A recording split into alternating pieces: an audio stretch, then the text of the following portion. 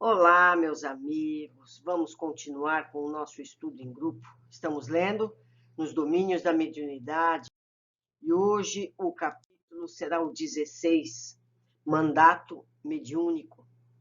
Eram quase 20 horas quando estacamos à frente do sóbrio edifício ladeado por vários veículos. Muita gente ia e vinha. Desencarnados, em grande cópia, congregavam-se no recinto e fora dele. Vigilantes de nosso plano estendiam-se atenciosos, impedindo o acesso de espíritos impenitentes ou escarnecedores. Variados grupos de pessoas ganhavam em ingresso a intimidade da casa, mas no pórtico experimentavam a separação de certos espíritos que as seguiam.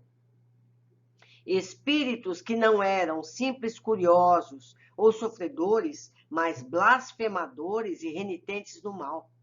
Esses casos, porém, constituíam exceção, porque, em maioria, o séquito de irmãos desencarnados se formava de gente agoniada e enferma, tão necessitada de socorro fraterno como os doentes e aflitos que passavam a acompanhar.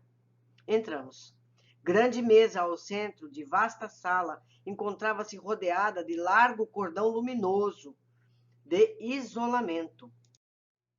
Em derredor, reservava-se ampla área onde se acomodavam quantos careciam de assistência, encarnados ou não. Área essa que se mostrava igualmente protegida por faixas de defesa magnética, sob o cuidado cauteloso de guardas pertencentes à nossa esfera de ação. Olha quanto detalhe importante. À frente, na parte oposta à entrada, vários benfeitores espirituais conferenciavam entre si, e junto deles, respeitável senhora ouvia prestimosa diversos pacientes. Apresentava-se a matrona revestida por extenso halo de irradiações opalinas, e por mais que projeções de substância sombria a buscassem, através das requisições dos sofredores que a ela se dirigiam, conservava a própria aura sempre lúcida, sem que as emissões de fluidos enfermiços lhe pudessem atingir o campo de forças. Designando-a com a destra, o assistente informou: é a nossa irmã Ambrosina, que há mais de 20 anos sucessivos procura oferecer à mediunidade cristã o que possui de melhor na existência. Por amor ao ideal que nos orienta, renunciou às mais singelas alegrias do mundo, inclusive o conforto mais amplo do santuário doméstico, de vez que atravessou a mocidade trabalhando sem a consolação do casamento. Ambrosina trazia o semblante quebrantado e rugoso, refletindo contudo a paz que lhe vibrava no ser. Na cabeça, dentre os cabelos grisalhos, salientava-se pequeno funil de luz, à maneira de delicado adorno. Intrigados, consultamos a experiência de nosso orientador, e o esclarecimento não se fez esperar. É um aparelho magnético, ultrassensível, com o que a médium vive em constante contato com o responsável pela obra espiritual que por ela se realiza. Eu deveria ter marcado de amarelo isso aqui. Pelo tempo de atividade na causa do bem e pelos sacrifícios a que se consagrou, Ambrosina recebeu do plano superior um mandato de serviço mediúnico, merecendo por isso a responsabilidade, mais íntima associação com o instrutor que lhe preside as tarefas. Ou seja, ela tem uma ligação direta, permanente, porque ela tem um equipamento na cabeça. Havendo crescido em influência, viu-se assoberbada por solicitações de múltiplos matizes, inspirando fé e esperança a quantos se lhe aproximam do sacerdócio de fraternidade e compreensão, e é naturalmente assediada pelos mais desconcertantes apelos. Vive então, flagelada por petitórios e súplicas, indagou Hilário, inevitavelmente curioso. Até certo ponto, sim, porque simboliza uma ponte entre dois mundos. Entretanto, com a paciência evangélica, sabe ajudar aos outros para que os outros se ajudem, porquanto não lhe seria possível conseguir a solução para todos os problemas que se lhe apresentam. Abeiramo-nos da médium respeitável e modesta. E vimo-la, pensativa, não obstante o vozerio abafado em torno. Não longe, o pensamento conjugado de duas pessoas exteriorizava cenas lamentáveis de um crime em que se haviam embrenhado. Olha só. E percebendo-as, Dona Ambrosina refletia, falando sem palavras, em frases audíveis, tão somente para o nosso meio. Amados amigos espirituais, que fazer? Identifico nossos irmãos delinquentes e reconheço-lhes os compromissos. Um homem foi eliminado. Vejo-lhe a agonia retratada na lembrança dos responsáveis, que estão buscando aqui nossos infortunados companheiros, foragidos da justiça terrestre. Reparávamos que a médium temia perder a harmonia vibratória que lhe era peculiar. Não desejava absorver-se em qualquer preocupação acerca dos visitantes mencionados. Foi então que um dos mentores presentes se aproximou e tranquilizou-a. Ambrosina, não receie. Acalme-se. É preciso que a aflição não nos perturbe. Acostume-se a ver nossos irmãos infelizes na condição de criaturas dignas de piedade. Lembre-se de que nos achamos aqui para auxiliar, e o remédio não foi criado para os sãos. Compadeça-se, sustentando o próprio equilíbrio. Somos devedores de amor e respeito uns para com os outros, e quanto mais desventurados, de tanto mais auxílio necessitamos. É indispensável receber nossos irmãos comprometidos com o mal, como enfermos que nos reclamam carinho. A médium aquietou-se e passou a conversar naturalmente com os frequentadores da casa. Aqui, alguém desejava socorro para o coração atormentado ou pedia cooperação em benefício de parentes menos felizes. Ali, suplicava-se concurso fraterno para doentes em desespero. Mais além, surgiam requisições de trabalho assistencial. Dona Ambrosina consolava e prometia. Quando Gabriel, o orientador, chegasse ao assunto, lhe seria exposto. De certo, traria a colaboração necessária. Não decorreram muitos minutos e Gabriel, o mais categorizado mentor da casa, deu entrada no recinto, acompanhado por grande séquito de amigos. Acomodaram-se em palestra afetiva à frente da mesa. Aí reunidas, as entidades de vida mental mais nobre estabeleciam naturalmente larga faixa de luz, inacessível às sombras que senhoreavam a maioria dos encarnados e desencarnados na grande reunião. Gabriel e os assessores abraçaram-nos generosos. Dir-se-ia, partilhávamos brilhante festividade. Tão vivo se mostrava o júbilo dos instrutores e funcionários espirituais da instituição. O trato com doentes e sofredores dos dois planos não lhes roubava a esperança, a paz, o otimismo. Compareciam ali com o abnegado e culto orientador, a quem Aulos não regateava os seus testemunhos de veneração, médicos e professores, enfermeiros e auxiliares desencarnados, prontos para servir na lavoura do bem.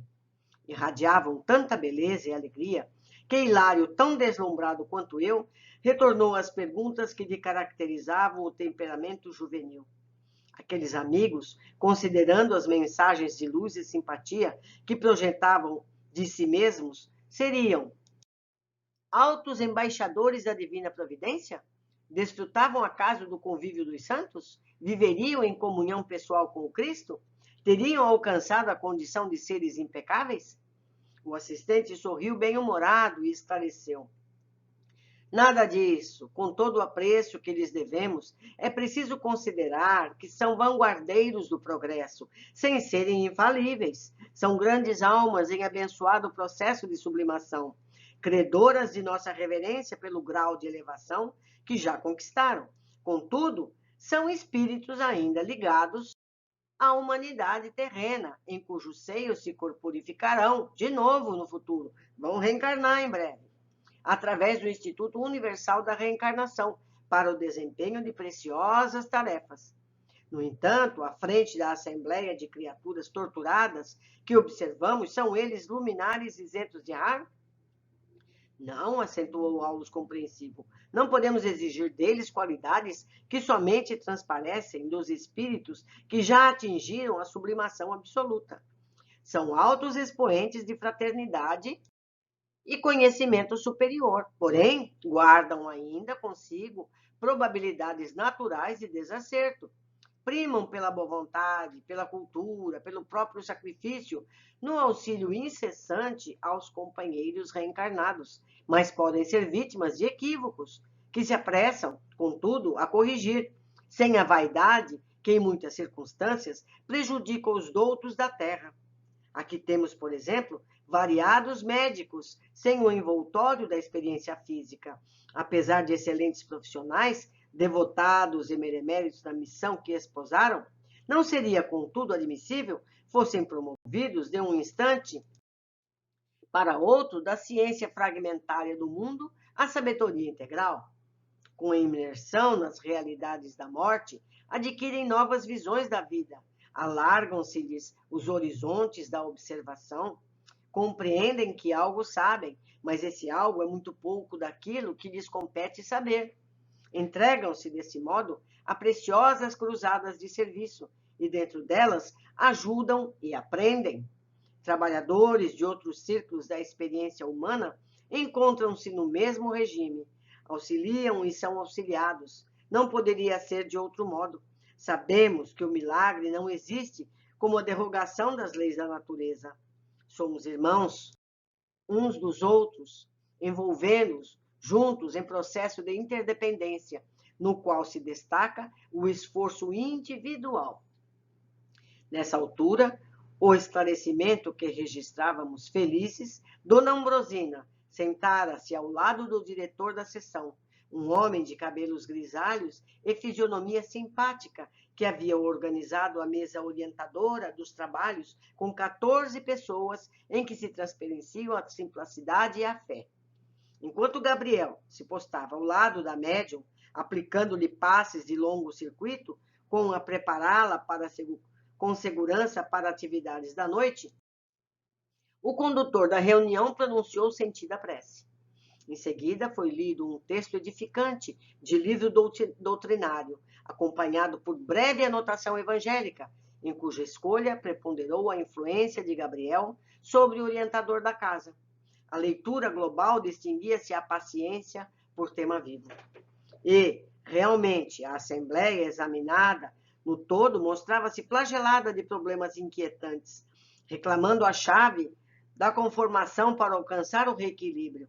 Dezenas e dezenas de pessoas aglomeravam-se em derredor da mesa, exibindo atribulações e dificuldades. Estranhas formas de pensamento surgiam de grupo a grupo, denunciando-lhes a posição mental. Aqui, dardos de preocupação, estiletes de amargura, nevoeiros de lágrimas, acolá, obsessores enquistados no desânimo ou no desespero, entre agressivos propósitos de vingança agravados pelo temor do desconhecido. Fazendo um parênteses, esses exemplos que ele dá, dardos de preocupação, estiletes de amargura, nevoeiros de lágrima, todos nós podemos ver desenhados na obra que eu já mais de uma vez recomendei. Formas Pensamento, escrita por C.W. Leadbeater. Vale a pena ver todos esses exemplos e a gente conhecer o resultado de nossos pensamentos. Seguindo, desencarnados em grande número suspiravam pelo céu, enquanto outros receavam o inferno, desajustados pela falsa educação religiosa recolhida no plano terrestre. Vários amigos espirituais, junto aos componentes da mesa diretora, passaram a ajudá-los na predicação doutrinária, com base nos pontos evangélicos da noite, espalhando através de comentários bem feitos, estímulos e consolos. Fichas individuais não eram declinadas. Entretanto, percebíamos claramente que as pregações eram arremessadas ao ar, com o endereço exato. Aqui, levantavam um coração caído em desalento. Ali, advertiam consciências descuidadas. Mais além, renovavam o perdão, a fé, a caridade e a esperança. Eu vou fazer outro parênteses aqui agora, porque eu não marquei em amarelo.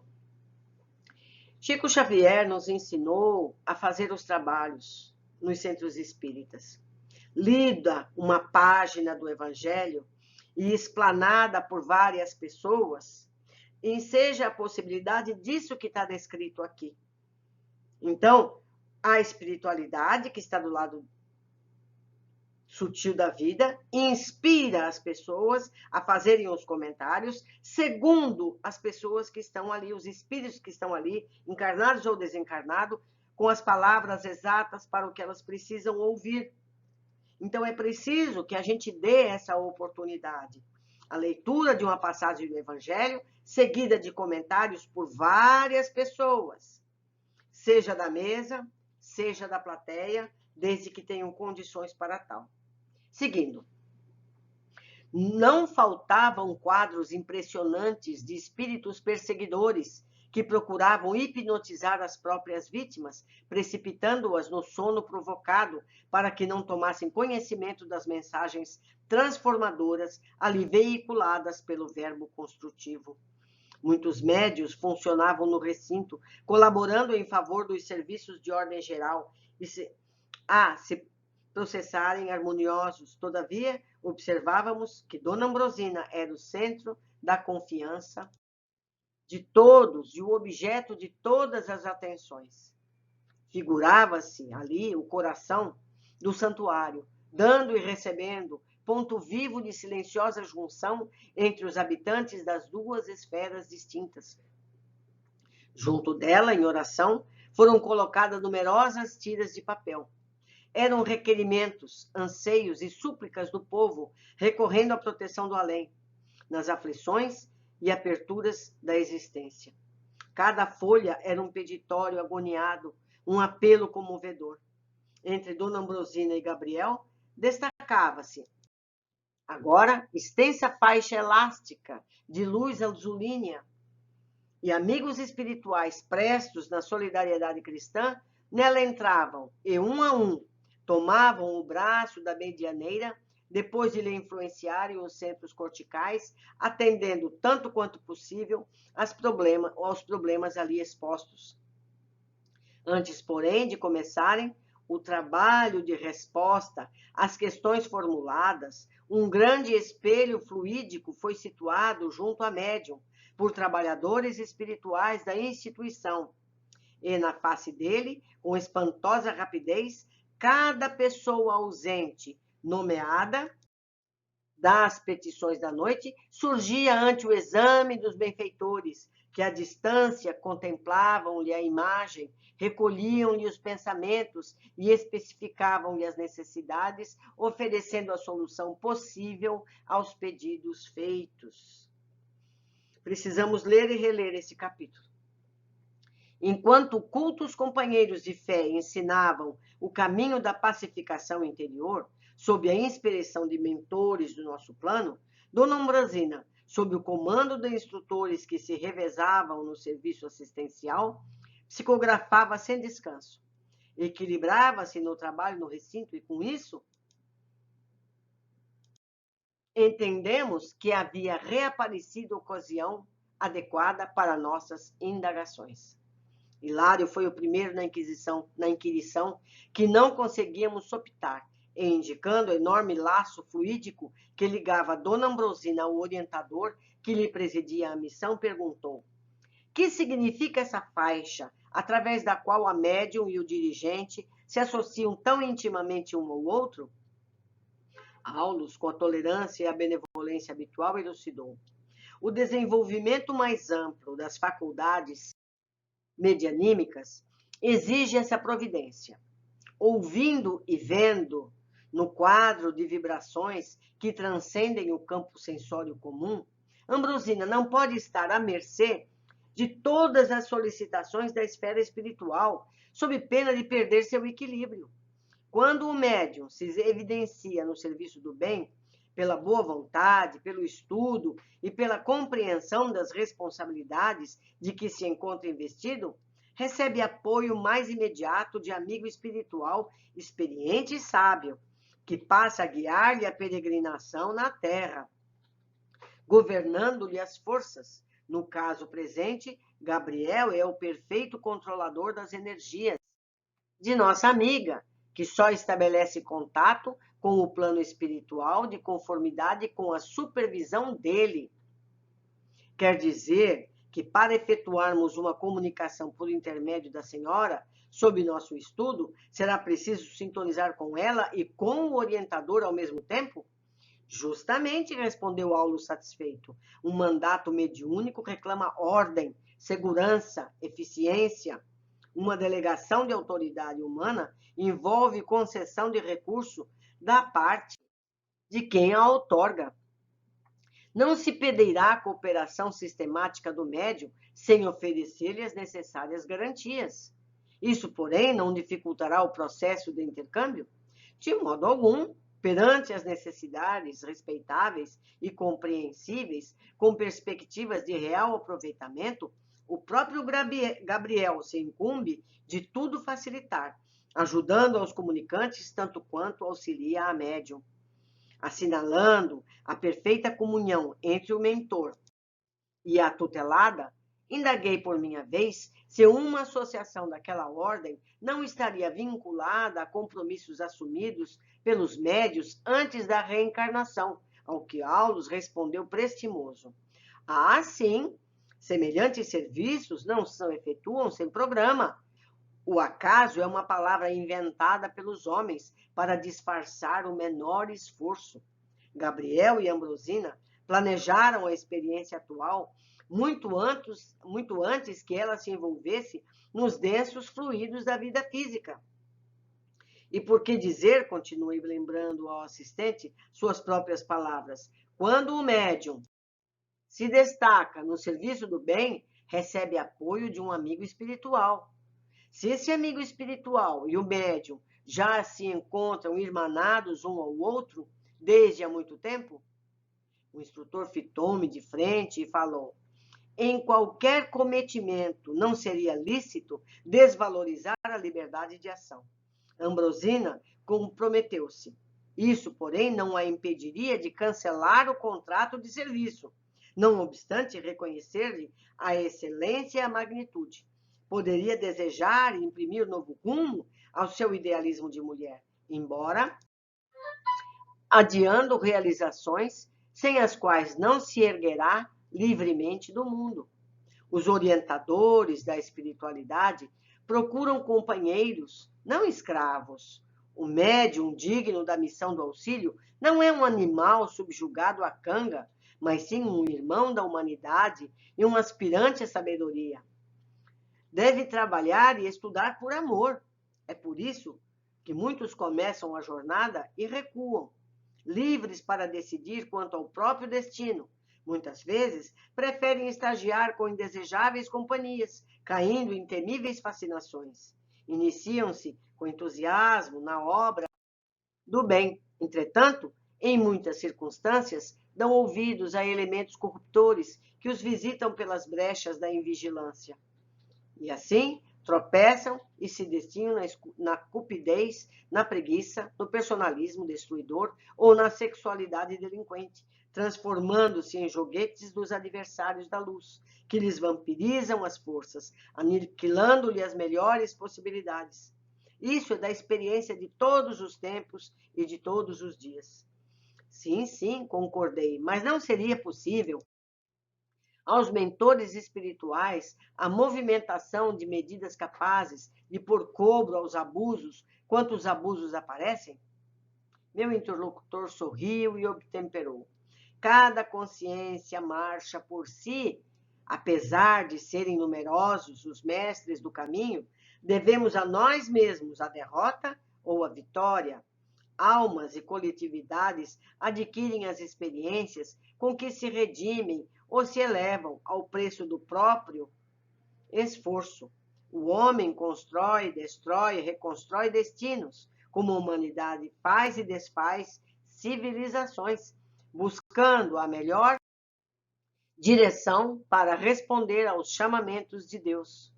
É por isso que pesadas tribulações vagueiam no mundo, tais como a enfermidade e a aflição, a guerra e a decadência, despertando as almas para o discernimento justo. Cada qual vive no quadro das próprias conquistas ou dos próprios débitos.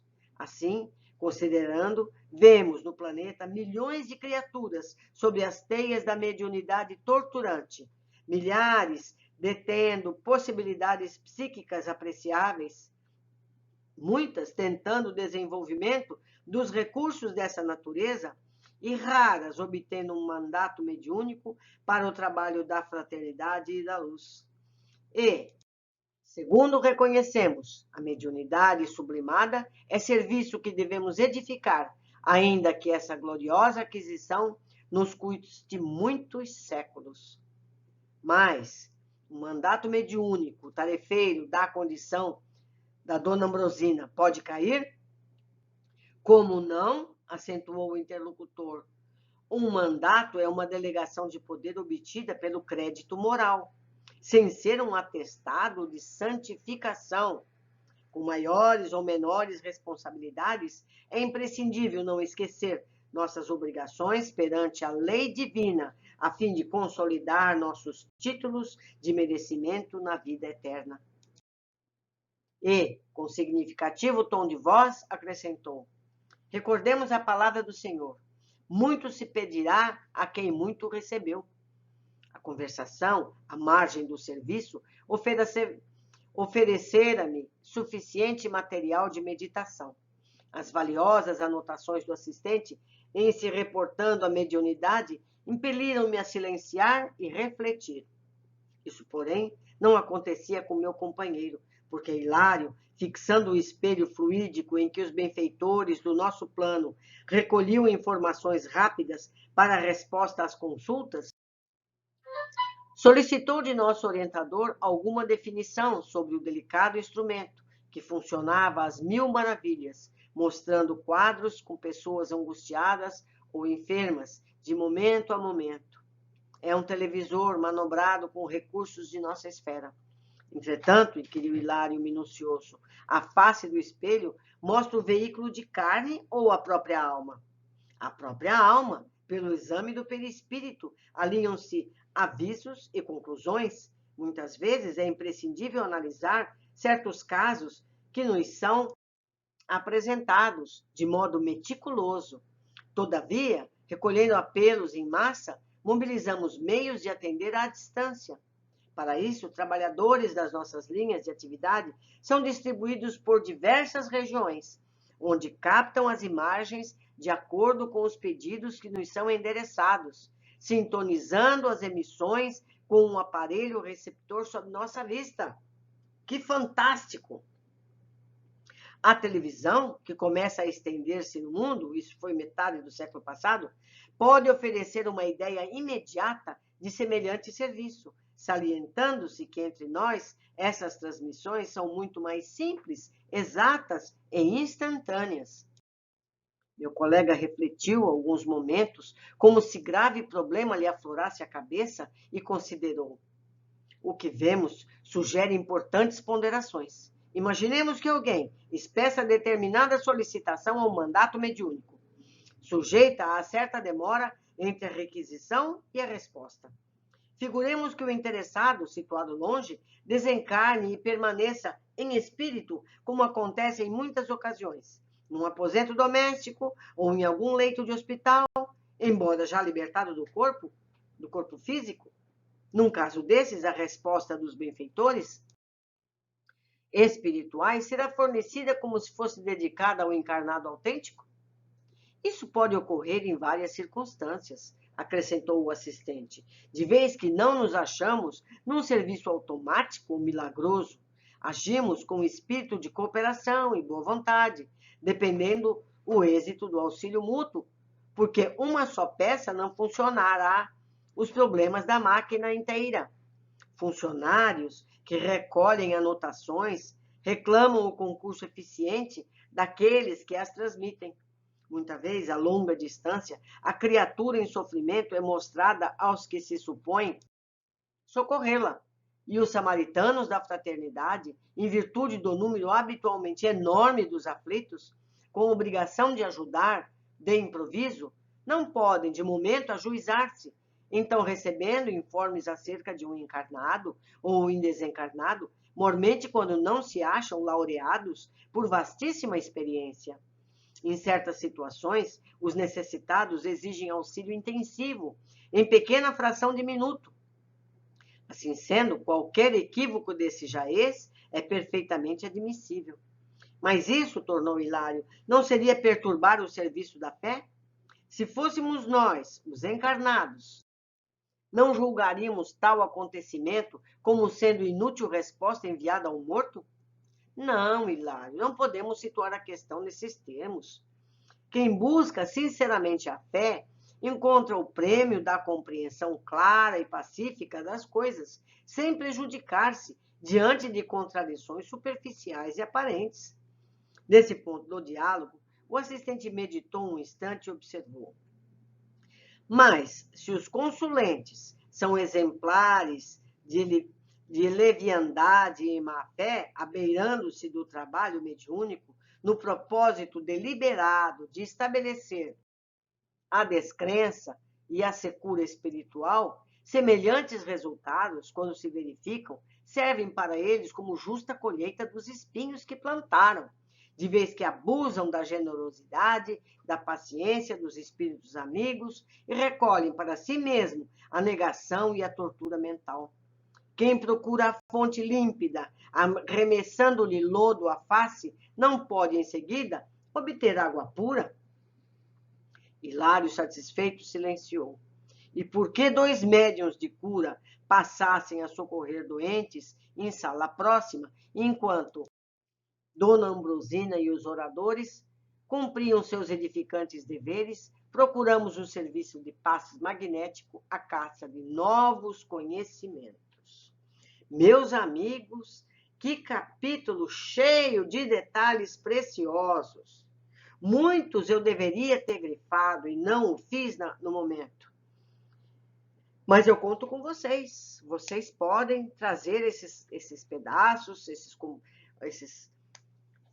esses trechos esclarecedores e vamos discutir em grupo, não é? Vamos ver aqui o que eu grifei, o que a gente pode destacar. Mais uma vez vemos a descrição da proteção das casas espíritas. Vigilantes de nosso plano estendiam-se atenciosos, impedindo o acesso de espíritos impenitentes ou escarnecedores, espíritos que não eram simples curiosos ou sofredores, mas blasfemadores e renitentes no mal. Esses casos, porém, constituíam exceção, porque em maioria do séquito de irmãos desencarnados se formava na frente de gente agoniada e enferma, tão necessitada de socorro fraterno como os doentes e aflitos que passavam a acompanhar. Grande mesa ao centro de vasta sala encontrava-se rodeada de largo cordão luminoso de isolamento. Numa segunda linha protetora, próxima à mesa, reservava-se ampla área onde se acomodavam quantos careciam de assistência, encarnados ou não, área essa que se mostrava igualmente protegida por faixas de defesa magnética, sob o cuidado cauteloso de guardas pertencentes à nossa esfera de ação. Então, meus amigos, não são portas, janelas, cortinas que fazem essa proteção. Então, podemos ficar descansados. Não precisamos abrir ou fechar portas. Nós precisamos é manter a mente alerta aos nossos pensamentos. Isso sim pode ser uma brecha de entrada a espíritos de melhor equilíbrio. Seguindo, estranhas formas pensamentos surgiam de grupo a grupo. Como eu disse antes, imagens criadas pelos pensamentos, isoladamente ou em grupo, para detalhes sobre o assunto, mais uma vez, indico Formas Pensamentos, de C.W. Leadbeater. Está na internet, no canal do YouTube há também um estudo sobre esse tema. O título que nós deixamos lá é No Princípio Era o Verbo. Ali vocês vão ver vários comentários, várias ilustrações sobre esse tema. Se alguém precisar do livro e não encontrar, pode me procurar. Eu forneço rapidamente. Seguindo, André descreve os espíritos que buscavam ajuda e como os orientadores aproveitavam a predicação doutrinária como base do ponto evangélico da noite, espalhando, através de comentários bem feitos, estímulos e consolos. Por isso é tão importante a leitura e a explanação do Evangelho em todas as reuniões espíritas, muito especialmente nas de socorro aos que sofrem. Eu já deixei isso aqui dito várias vezes. É importante que assim seja. Vemos um trabalho à distância importante na sequência da leitura. O trabalho de resposta às questões formuladas. Um grande espelho fluídico foi situado junto da médium por trabalhadores espirituais da instituição e na face dele, com espantosa rapidez, cada pessoa ausente nomeada nas petições da noite surgia ante o exame dos benfeitores, que à distância contemplavam-lhe a imagem, recolhiam-lhe os pensamentos e especificavam as necessidades, oferecendo a solução possível aos pedidos feitos. Pedi e obtereis, não é verdade? Esse trabalho me fez lembrar algo parecido que é feito na Federação Espírita de São Paulo. Há uma grande sala com mesas pequenas, quer dizer, isso havia, eu vi isso quando eu frequentava a Federação, quando eu morava em São Paulo, algumas décadas atrás. Mas vamos ver. Há uma grande sala com mesas pequenas, isso o dia todo, até a noite, inclusive. Todos os dias, pois são muitas pessoas. Quem precisa de consolo, de ajuda, de qualquer coisa, entra, senta numa dessas mesas. Logo vem uma pessoa e anota o seu problema e sai. Você fica ali naquela mesinha, em oração, concentrado, e a pessoa vai. Há um trabalho mediúnico em outro andar. É um prédio com vários andares. A pessoa necessitada fica ali, se possível em prece. Passa um tempo, que pode variar. E a pessoa que atendeu volta com a orientação espiritual devida ao caso. Isso foi em 1975. Possivelmente é assim ou parecido com isso, certo? Eu morava em frente à Federação Espírita de São Paulo. Os aparelhos descritos são similares com os que as pessoas usam hoje para suas comunicações pessoais e comerciais, não é? Todos nós não temos um equipamento de comunicação à distância. A gente está lá, a gente já manda um zap, já fala com o outro. O plano espiritual tem isso desde metade do século passado. Sintonizando as emissões com o aparelho receptor sob nossa vista. Isso em meados do século passado. Hoje, essa facilidade de comunicação é comum e acessível a qualquer pessoa. Então, meus amigos, o que está no plano espiritual, em breve vai estar no nosso plano, certo? Então, olhando o que nós temos hoje, no que se trata de comunicações, rapidez, imagem e som, fotografias, transmissão de imagens, podemos imaginar como está o plano espiritual agora.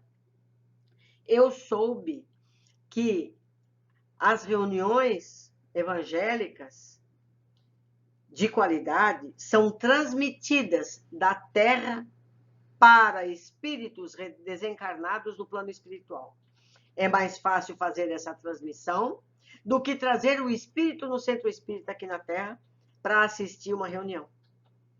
Certo? Então, a espiritualidade capta essa reunião espírita, evangélica, com as explanações, o que quer que seja, e transmite para uma assembleia que está reunida no plano espiritual. Não precisa mais um aeróbus, trazer para cá com volitação nem nada. Tudo se moderniza. Ai de quem entrava o progresso. Vai ser atropelado, porque a evolução é inexorável. Bom, meus amigos, eu fico por aqui com mais esse capítulo, muito precioso, que precisa ser relido e analisado e pensado, e eu espero que vocês tragam detalhes desse capítulo para mim, para que a gente possa discutir em grupo. Um grande abraço e até o próximo capítulo.